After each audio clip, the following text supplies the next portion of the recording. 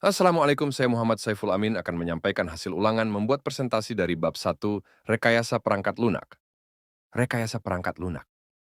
1,1, Pengertian Rekayasa Perangkat Lunak. 1,2, Tujuan Rekayasa Perangkat Lunak. 1,3, Ruang Lingkup. 1,4, Rekayasa Perangkat Lunak dan Disiplin Ilmu Komputer. 1,5, Rekayasa Perangkat Lunak dan Disiplin Ilmu Lain. 1,6, Perkembangan rekayasa perangkat lunak. 1,7, Profesi dan sertifikasi. 1,8, Rekayasa perangkat lunak dan pemecahan masalah. 1,8, Pengertian rekayasa perangkat lunak. Istilah rekayasa perangkat lunak (RPL) secara umum disepakati sebagai terjemahan dari istilah software engineering. Istilah software engineering mulai dipopulerkan tahun 1968 pada Software Engineering Conference yang diselenggarakan oleh NATO. Sebagian orang mengartikan RPL hanya sebatas pada bagaimana membuat program komputer, padahal ada perbedaan yang mendasar antara perangkat lunak, software, dan program komputer. 2. Tujuan rekayasa perangkat lunak A memperoleh biaya produksi perangkat lunak yang rendah. B. Menghasilkan perangkat lunak yang kinerjanya tinggi, andal, dan tepat waktu. C. Menghasilkan perangkat lunak yang dapat bekerja pada berbagai jenis platform. D. Menghasilkan perangkat lunak yang biaya perawatannya rendah. 3. Ruang lingkup. 1. Software design mencakup proses penentuan arsitektur, komponen, antarmuka, dan karakteristik lain dari perangkat lunak. 2. Konstruksi perangkat lunak berhubungan dan detil pengembangan perangkat lunak, termasuk algoritma, pengkodean, pengujian, dan pencarian kesalahan. 3. Software testing meliputi pengujian pada keseluruhan perilaku perangkat lunak. 4. Software maintenance mencakup upaya-upaya perawatan ketika perangkat lunak telah dioperasikan. 5. Software configuration management berhubung dengan usaha perubahan konfigurasi perangkat lunak untuk memenuhi kebutuhan tertentu. 6. Software engineering management berkaitan dengan pengelolaan dan pengukuran RPL, termasuk perencanaan proyek perangkat lunak. 7. Software engineering tools and methods mencakup kajian teoritis tentang alat bantu dan metode RPL. 8. Software engineering process berhubungan dengan definisi, implementasi. 9. Pengukuran, pengelolaan, perubahan dan perbaikan proses RPL. 10. Software quality menitik beratkan pada kualitas dan daur hidup perangkat lunak. 4. Rekayasa perangkat lunasak dan disiplin ilmu komputer.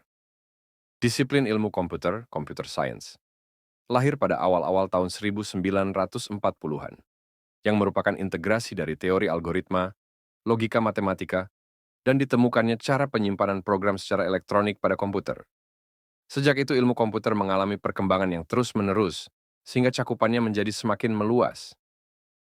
Cakupan pengetahuan dalam ilmu komputer seringkali dideskripsikan sebagai suatu studi sistematis pada proses-proses algoritma yang menjelaskan dan mentransformasikan informasi, Denning 2000. Termasuk di sini adalah teori, analisis, desain, efisiensi, penerapan, dan aplikasinya. Rekayasa perangkat lunak dan disiplin ilmu lain. Ilmu manajemen. RPL membutuhkan pengetahuan tentang akuntansi, finansial, pemasaran, operasi, ekonomi, analisis kuantitatif, manajemen sumber daya manusia, dan strategi bisnis. Ilmu matematika. Konsep matematika seperti aljabar, kalkulus, peluang, statistik, dan analisis numerik penting dalam RPL. Manajemen proyek. Prinsip manajemen proyek digunakan untuk mengelola ruang lingkup, anggaran, tenaga kerja, kualitas, risiko, dan jadwal proyek RPL. Manajemen kualitas. RPL membutuhkan pengetahuan tentang pengembangan sistem kualitas, manajemen risiko, keandalan, dan metode kuantitatif untuk menghasilkan perangkat lunak berkualitas tinggi. Ergonomika. Aspek ergonomika dipertimbangkan dalam RPL untuk merancang sistem yang nyaman dan mudah digunakan. Rekayasa. Sistem. Prinsip rekayasa sistem seperti teori sistem, analisis biaya keuntungan, pemodelan, dan simulasi diterapkan dalam RPL. 7. Perkembangan rekayasa perangkat lunak 1940-an. Komputer pertama yang membolehkan pengguna menulis kode program langsung. 1950-an. Generasi awal interpreter dan bahasa makro. Generasi pertama compiler. Generasi kedua compiler 1960-an. Komputer mainframe mulai dikomersialkan. Pengembangan perangkat lunak pesanan. Konsep software engineering mulai digunakan. Tahun 1970-an. Perangkat pengembang perangkat lunak. Perangkat mini komputer komersial. Tahun 1980-an perangkat komputer personal. PC komersial. Peningkatan permintaan perangkat lunak. Pemrograman berorientasi objek. OOP. 1990-an. Agile Process dan Extreme Programming. Peningkatan drastis kapasitas memori, peningkatan penggunaan. Internet 2000-an, platform interpreter modern. Java, .NET, PHP, DLL. Outsourcing. Profesi dan sertifikasi. Meskipun semakin populer di negara maju, profesi software engineer masih kurang familiar di Indonesia.